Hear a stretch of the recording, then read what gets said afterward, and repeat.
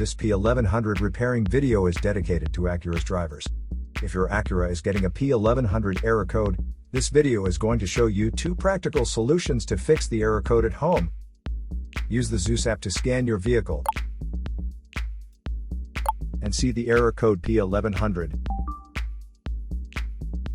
The code is stored when the Powertrain Control Module detects a MAF sensor signal that falls above or below the manufacturer's calibrated limits.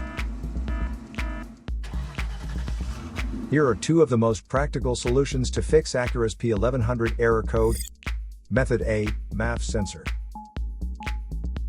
Carefully remove the MAF sensor from your car and do a quick inspection around. The wire inside often gets dirty and needs to be cleaned. You can spray the MAF sensor cleaner onto the wire perpendicularly to the ground, so that it won't damage the MAF sensor. Reinstall the MAF sensor back in the car after it gets dry. Method B, the air filter.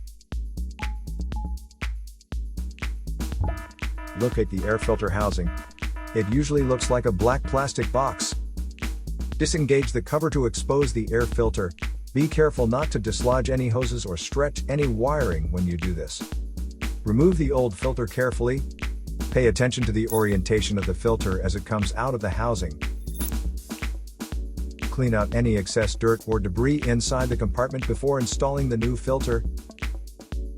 Follow the orientation of the removed filter and put the new filter in place. Make sure the outer seal is seated properly before closing the cover. Close the cover and replace the clips and screws. So here are 2 of the most practical solutions to fix Acura's P1100 error code. After the repair, you can now use the Zeus app to clear the error code.